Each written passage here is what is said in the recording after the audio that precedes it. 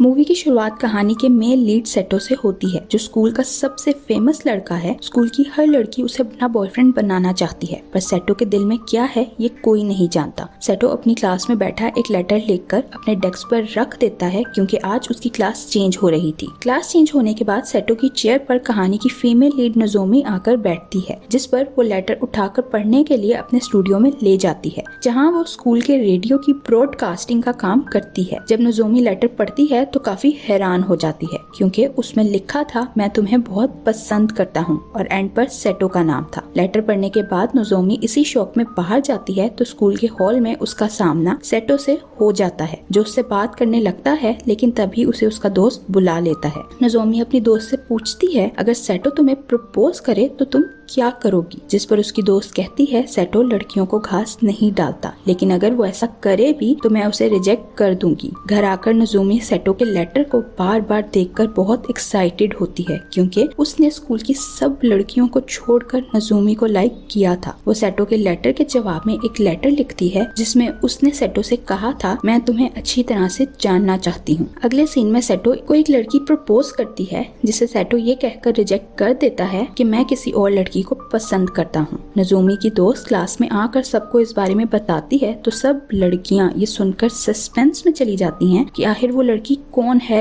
जिसे सेटो लाइक करता है। नोजोमी को सेटो का लेटर मिलता है, जिसमें जवाब के तौर पे उसने लिखा था अगर तुम मुझे जानना चाहती हो तो तुम्हें मेरे साथ डेट पर जाना चाहिए। ये लेटर पढ़कर नोजोमी खुद को स्टूडियो के मिरर में देखती है और सोचने लगती है कि आखिर मुझ में ऐसा क्या है जो सेटो जैसा हैंडसम लड़का मुझे लाइक करता है। फिर वो सेटो को लेटर लिखती है कि तुम स्टूडियो के बाहर लगे लेटर बॉक्स में अपने लेटर्स डाल सकते हो, जिसके लिए वो मान जाता है। वो दोनों इस लेटर बॉक्स के जरिए एक दूसरे से बातें करने लगते हैं। सेटो उसे लेटर में लिखता है हम एक दूसरे को एज फ्रेंड्स अच्छे से जान लेंगे, उसके बाद मिलेंगे, जिसके जवाब में नोजोमी पूछती है क्या हम इस रिलेशनशिप को सीक्रेट रख सकते हैं। नोजोमी को लेटर बॉक्स में एक नोटबुक मिलती है, जिसमें सेटो ने लिखा था अब से हम अपने जवाब इसी नोटबुक में लिखेंगे, जब ये नोटबुक भर जाएगी फिर हम एक दूसरे से मिल सकेंगे। सेटो का जवाब पढ़ने के बाद नोजोमी को लेटर के एंड पर अपने बजाय किसी और लड़की इरिनो का नाम नजर आता है। इसका मतलब सेटो ये सब लेटर्स उसके लिए नहीं बल्कि इरिनो को लिख रहा था। ये देखकर नोजोमी को बुरा लगता है, इसीलिए वो सेटो को लिखती है हमारे बीच कोई मिसअंडरस्टैंडिंग हो गई है। जवाब लिखने के बाद वो नोटबुक सेटो की बताई जगह पर रखने जाती है, जहाँ सेटो पहले से ही मौजूद था। सेटो को देखकर नोजोमी गिर जाती है तो सेटो उसे उठने में मदद करता है और फिर उससे पूछता है क्या तुम इरिनो की दोस्त हो, जिस पर वो हाँ कहती है। सेटो एक्साइटेड होकर पूछता है क्या इरिनो ने मेरे बारे में या नोटबुक के बारे में तुमसे कुछ कहा, जिस पर नोजोमी कहती है इरिनो जल्द ही तुम्हें जवाब दे देगी। नोजोमी सेटो को असल बात बताकर उसका दिल नहीं तोड़ना चाहती थी। ये सुनकर सेटो बहुत खुश होता है, पर नोजोमी भी उसे पसंद करने लगी थी, इसीलिए सच अपने दिल में रखते हुए इरिनो बनती सेटो से बातें करने का फैसला करती है। नेक्स्ट सीन में नोजोमी सेटो की नोटबुक में लिखती है मैं बिजी थी जिस कारण तुम्हें जवाब देने में लेट हो गई, जिस पर सेटो उसे लिखता है मैं परेशान था कि शायद तुम मुझसे बात नहीं करना चाहती। वो उससे पूछता है तुमने स्टूडियो के बाहर वाला लेटर बॉक्स ही क्यों चुना, ऐसे तो स्टूडियो में आने जाने वाले लोग हमारी बातें पढ़ सकते हैं। जिस पर नोजोमी कहती है मेरी दोस्त बहुत अच्छी है, इसलिए उसने हमें ये लेटर बॉक्स इस्तेमाल करने की इजाजत दी है। फिर वो दोनों इसी नोटबुक के जरिए एक दूसरे से बातें जारी रखते हैं। सेटो उसे एक म्यूजिक बैंड के बारे में बताता है जो उसे बहुत पसंद थे। नोजोमी ये पढ़ के बहुत हैरान हो जाती है, क्योंकि उसे भी ये म्यूजिक बैंड्स बहुत पसंद थे। नोजोमी उसे बताती है मुझे भी ये बैंड्स बहुत पसंद हैं और मैं नेक्स्ट टाइम स्कूल में इन्हें प्ले करने के लिए रिक्वेस्ट करूंगी। नोजोमी एक दिन स्कूल में अपने और सेटो के फेवरेट बैंड का म्यूजिक प्ले करता है। फिर नोजोमी अपने दोस्तों के साथ एक पार्टी में जाती है, जहाँ सेटो भी आया हुआ था। सेटो को देखकर नोजोमी नर्वस हो जाती है। तभी एक लड़की नोजोमी से कहती है तुमने आज जो म्यूजिक प्ले किया था वो बहुत अलग था। उस लड़की की बात सुनकर वहीं बैठा सेटो नोजोमी से कहता है क्या तुम्हारी दोस्त ने ये सॉन्ग प्ले करने की रिक्वेस्ट की थी, जिस पर नोजोमी उसकी बात टालते हुए कहती है लोग मुख्तलिफ सॉन्ग्स की रिक्वेस्ट करते हैं, इसीलिए मुझे हर तरह का म्यूजिक प्ले करना पड़ता है। जिसके बाद नोजोमी वहाँ से उठकर बाहर जाती है तो सेटो भी उसके पीछे आता है और दोबारा पूछता है तुमसे आज म्यूजिक प्ले करने के लिए अगर तुम्हारी दोस्त ने कहा था तो तुम ये बात क्यों नहीं बता रही। नोजोमी उसे कोई जवाब देने के बजाय पार्टी में वापस चली जाती है, जिस पर सेटो को अपने रूड बिहेवियर का एहसास होता है तो वो उससे माफी मांगता है। वो उसे अपने लेटर बॉक्स यूज करने की इजाजत देने के लिए थैंक्स बोलता है। फिर वो नोजोमी से कहता है तुम किसी भी बात पर अपने ओपिनियन क्यों नहीं देती। उसकी बात के जवाब में नोजोमी कुछ कहने के बजाय हंसने लगती है। तो सेटो को उसका बिहेवियर अजीब तो लगता है, लेकिन वो भी उसे देखकर हंसने लगता है। वो दोनों एक प्लेग्राउंड के पास से गुजरते हैं जहाँ कुछ लड़के सॉकर खेल रहे थे, जिन्हें देखकर सेटो उसे बताता है कि मैं भी सॉकर बहुत शौक से खेलता था, जिस पर नोजोमी ओके कहती है। नोजोमी को सीधे मुंह बात ना करते देखकर सेटो निराश होते हुए कहता है क्या तुम्हें दूसरों में कोई इंटरेस्ट नहीं? तुम्हारी जगह कोई और होता तो मुझसे सॉकर ना खेलने का कारण पूछता। जिस पर नोजोमी कहती है मुझे विश्वास है तुमने सॉकर खेलना छोड़कर अच्छा ही किया होगा। सेटो उसे कहता है मुझे तुम्हारी ये बात बहुत अच्छी लगी, लेकिन फिर भी वो नोजोमी को सॉकर के ना खेलने के बारे में बताने लगता है। वो उसे बताता है मैं अपनी ग्रैंडमा और छोटी सिस्टर के साथ रहता हूँ। मेरे पिता बहुत बिजी होते हैं, इस वजह से मैं सॉकर की प्रैक्टिस नहीं कर पाता। सेटो कहता है मुझे लगता है मैं अब कभी भी दोबारा सॉकर नहीं खेल सकूंगा। जिस पर नोजोमी उसे हौसला देते हुए कहती है एक दिन तुम वो सब जरूर करोगे जो तुम करना चाहते हो। अगले दिन स्कूल में नोजोमी अपनी दोस्तों के साथ बैठी थी जब वो सब करियर प्लानिंग करने लगते हैं। नोजोमी की एक दोस्त इरिनो से पूछती है क्या तुम्हें कोई लड़का अच्छा नहीं लगता क्योंकि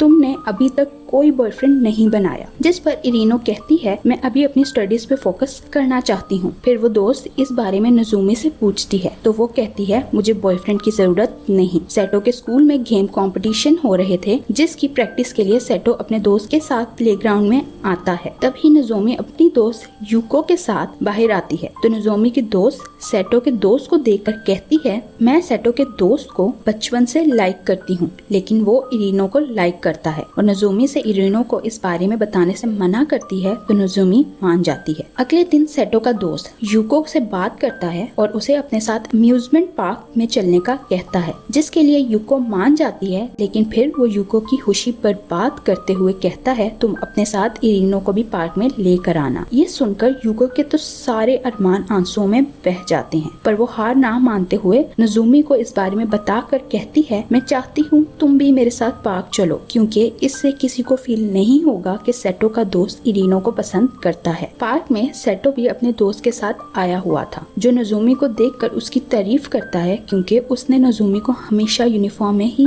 देखा था। सेटो नोजोमी के साथ आई इरिनो से बात करने लगता है, लेकिन तब ही वहाँ सेटो का दोस्त और यूको आ जाते हैं। फिर खाना खाते हुए इरिनो सेटो से कहती है जिस दिन तुम्हारी क्लास चेंज हुई थी उस दिन हर स्टूडेंट ने अपने डेस्क पर कुछ ना कुछ लिखा था। नोजोमी ये सुनकर फौरन बात बदल देती है। यूको और नोजोमी दोनों को ही अपने क्रश के लाले पड़े हुए थे और शिकारी उनकी अपनी दोस्त इरिनो थी। नोजोमी जानती थी अगर इरिनो ने उसके डेस्क के बारे में कोई बात की तो सेटो को सच पता चल जाएगा कि जिस लड़की से वो लेटर्स लिख रहा था वो इरिनो नहीं बल्कि नोजोमी है। फिर सेटो ड्रिंक लेने जाता है तो नोजोमी के लिए एक ऐसी ड्रिंक लेकर आता है जो कोई भी पीना पसंद नहीं करता था। सेटो सोचता है कि नोजोमी को ये अच्छा नहीं लगेगा, लेकिन नोजोमी उसे कहती है मैंने कभी ये ड्रिंक ट्राई नहीं की, लेकिन मैं एक्साइटेड हूँ कि ये कैसा होगा। सेटो उसकी बात सुनकर कहता है तुम हमेशा वो करने के लिए तैयार होती हो जो दूसरे लोग तुम्हें करने के लिए कहते हैं, तुम दूसरों को कभी ना नहीं कहती। और सेटो को उसकी ये बात अच्छी लगती है। उसकी बात सुनकर नोजोमी स्माइल करने लगती है तो सेटो उसे एक टेडी बियर देता है। नोजोमी सेटो को नोटबुक में सब कुछ सच सच लिखकर बताना चाहती थी, लेकिन वो ऐसा नहीं कर पाती तो वो नोटबुक में टेडी बियर की एक पिक्चर बनाकर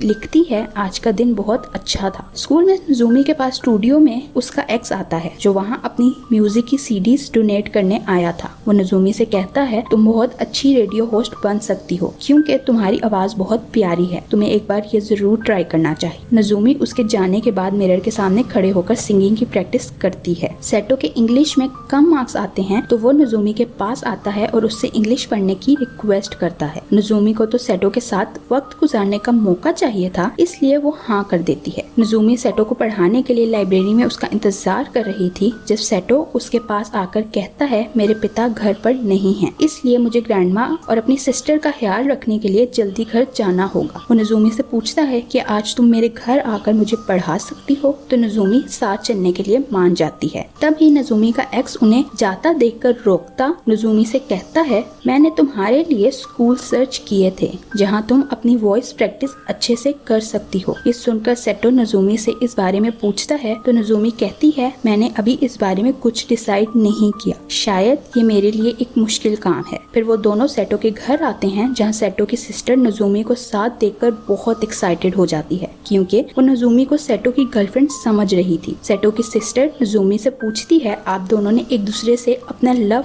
कैसे कन्फेस किया, जिस पर दोनों बहुत कंफ्यूज हो जाते हैं और उसे कोई जवाब नहीं देते। वो नजुमी से कहती है मुझे भी एक लड़का पसंद है, इसलिए मैं भी उससे अपना लव कन्फेस करना चाहती हूँ। नजुमी उसे बताती है इसके लिए तुम्हें अपनी फीलिंग्स के बारे में कभी भी झूठ नहीं बोलना चाहिए, बल्कि जो तुम फील करती हो वही बताओ। सेटो नजुमी को वापस छोड़ने जाता है तो रास्ते में वो नजुमी को बास्केटबॉल ग्राउंड में ले जाकर बास्केटबॉल खेलने सिखाने लगता है क्योंकि उसने स्कूल में नजुमी को प्रैक्टिस करता देखा था। सेटो नजुमी को बताता है मैं फिर से सॉकर खेलना चाहता हूँ क्योंकि मैं वो नहीं छोड़ सकता। इसी वजह से मेरे और मेरे पिता के बीच बहुत लड़ाई हुई जिसमें मेरी सिस्टर और ग्रैंडपा ने मेरा साथ दिया। वो नजुमी से कहता है तुम्हारी वजह से ही मैं दोबारा सॉकर खेलना शुरू कर रहा हूँ क्योंकि तुमने मुझसे कहा था मैं कुछ भी कर सकता हूँ, जो सुनकर मुझे बहुत अच्छा लगा। स्कूल में सेटो नजुमी की क्लास में इरिनो से मिलने जाता है और उसे कहता है मुझे तुम्हारी एक बुक चाहिए। ये सुनकर नजुमी को बहुत बुरा लगता है, इसलिए वो क्लास से बाहर अपने स्टूडियो के पास जाती है जहाँ उसका एक्स उसका इंतजार कर रहा था। नजुमी से पूछता है मैंने तुम्हें और सेटो को एक साथ देखा है, क्या तुम दोनों एक दूसरे को डेट कर रहे हो? जिस पर नजुमी कहती है हम दोनों सिर्फ दोस्त हैं। दूसरी तरफ सेटो दूर खड़ा उसकी बातें सुन रहा था। ये सुनकर वो उसके पास आने के बजाय वहाँ से चला जाता है। नजुमी का एक्स उससे पूछता है क्या हम दोनों एक दूसरे को दोबारा से डेट कर सकते हैं, जिस पर नजुमी उसे कोई जवाब नहीं देती क्योंकि वो तो अब सेटो को डेट करना चाहती थी। रात को सेटो नजुमी को मैसेज करके बताता है तुम्हारी वजह से मेरे इंग्लिश के मार्क्स बेहतर हो गए हैं। ये सुनकर नजुमी खुश हो जाती है। फिर वो सेटो से कहती है कि कल स्कूल में मैं तुम्हें कुछ बताना चाहती हूँ। अगले दिन स्कूल में इरिनो को उसकी क्लास फेलोज किसी लड़के से बात करता देखती हैं। वो इरिनो से पूछती हैं क्या तुम दोनों के बीच कुछ चल रहा है? तो इरिनो बताती है उस लड़के ने मुझे डेट करने का पूछा है, जिस पर मैंने हाँ कह दिया। नजुमी उसकी बातें सुनकर उसे कहती है तुम्हें स्कूल से बाहर किसी लड़के को डेट करने की जरूरत नहीं क्योंकि हो सकता है स्कूल में कोई लड़का तुम्हें डेट करना चाहता हो। यूको भी नजुमी की बात सुन लेती है और उसे लगता है नजुमी सेटो के दोस्त के बारे में बात कर रही है जिसे यूको लाइक करती है। इसी बात की वजह से उन तीनों में लड़ाई हो जाती है। इरिनो नजुमी से कहती है मैं जिसे भी लाइक करूं इस बात से तुम्हारा कोई लेना देना नहीं। नजुमी इस लड़ाई की वजह से बहुत अपसेट हो गई थी, इसीलिए वो अकेली ही क्लास में बैठी थी। सेटो उसके पास आता है और उसे अपसेट देख स्कूल की छत पर ले जाता है। नजुमी उसे कहती है जब बात करके अपना पॉइंट ऑफ व्यू एक्सप्लेन करना इम्पोर्टेंट होता है तब मैं अपनी बात नहीं कर पाती। तो सेटो कहता है यहाँ तुम्हें कोई नहीं सुन सकता, इसलिए तुम्हारे अंदर जो भी बातें हैं उन्हें बाहर निकाल दो, ऐसा करने से तुम रिलैक्स हो जाओगी। फिर वो नजुमी से कहता है क्या तुम्हारे एक्स की वजह से तुम तीनों में लड़ाई हुई? जिस पर नजुमी कहती है ऐसा कुछ नहीं है। वो सेटो को बताती है जब मैं और मेरा एक्स एक दूसरे को डेट कर रहे थे तब भी मैं उसे ठीक से बता नहीं पाती थी कि मैं क्या फील कर रही हूँ, इस कारण हम दोनों का ब्रेकअप हो गया। ये सुनकर सेटो उसे हौसला देते हुए कहता है अगली बार जब तुम्हारे अंदर किसी के लिए कोई फीलिंग्स हो तो अच्छी तरह एक्सप्रेस कर देना। सेटो की बात इग्नोर करते हुए नजुमी उसे कहती है तुम्हारे और इरिनो के बीच में सब ठीक हो जाएगा जब तुम दोनों एक दूसरे से अपना लव कन्फेस करोगे। ये सुनकर सेटो नजुमी को किस कर लेता है जिस पर नजुमी शॉक्ड हो जाती है। अगले दिन स्टूडियो में नजुमी के पास यूको आती है और उसे एक सॉन्ग प्ले करने का कहती है जो दोस्तों के बारे में था। यूको इस सॉन्ग के साथ ही नजुमी से सॉरी कहती है। तभी इरिनो भी ये सॉन्ग सुनकर स्टूडियो आ जाती है। इरिनो भी इन दोनों से सॉरी कहती है और आखिर उनकी लड़ाई खत्म हो जाती है। कुछ देर बाद इरिनो को स्टूडियो के बाहर से एक आवाज सुनाई देती है तो वो उठकर बाहर आती है जहां लेटर बॉक्स में उसे वही नोटबुक मिलती है जिसके जरिए सेटो और नजुमी बातें करते थे। ये नोटबुक पढ़ने के बाद इरिनो को पता चल जाता है कि असल में क्या हो रहा है। नजुमी को इस बारे में पता चलता है तो वो डर जाती है और इरिनो से बात करने के बजाय वहाँ से भाग जाती है। अगले दिन स्कूल में बास्केटबॉल का कंपटीशन था। मैच से पहले यूको के पास सेटो का वही दोस्त आता है जिसे वो लाइक करती थी। वो वो लड़का यूको से कहता है अगर आज मैं मैच जीत गया तो इरिनो को प्रपोज कर दूंगा। दूसरी तरफ सेटो ग्राउंड में देखता है जहाँ नोजोमी उसी के सिखाए हुए तरीके के मुताबिक बास्केटबॉल खेल रही थी और इस तरह नोजोमी की टीम जीत जाती है। फिर सेटो की टीम का मैच होता है तो वो बेचारी ये मैच हार जाते हैं। मैच के बाद यूको सेटो के दोस्त के पास जाती है जो मैच हारने की वजह से बहुत अपसेट था। यूको उसे कहती है अच्छा हुआ तुम मैच हार गए, वरना तुम अब तक इरिनो को प्रपोज कर चुके होते। यहाँ यूको उसे बताती है कि मैं तुम्हें लाइक करती हूँ, जो सुनकर वो बहुत खुश होता है और उन दोनों का रिलेशन शुरू हो जाता है। नोजोमी और इरिनो के बीच कुछ भी ठीक नहीं था और ये बात नोजोमी का एक्स भी नोट करता है। वो नोजोमी से कहता है मैं नहीं जानता तुम्हारे और तुम्हारी दोस्त के बीच क्या मसला है, लेकिन तुम्हें उसे एक चांस देना चाहिए। अपनी एक्स की बातें सुनकर नोजोमी इरिनो के पास जाती है और उसे कहती है हम किंडरगार्टन से साथ हैं। मैं जब भी रोती थी या मुश्किल में होती थी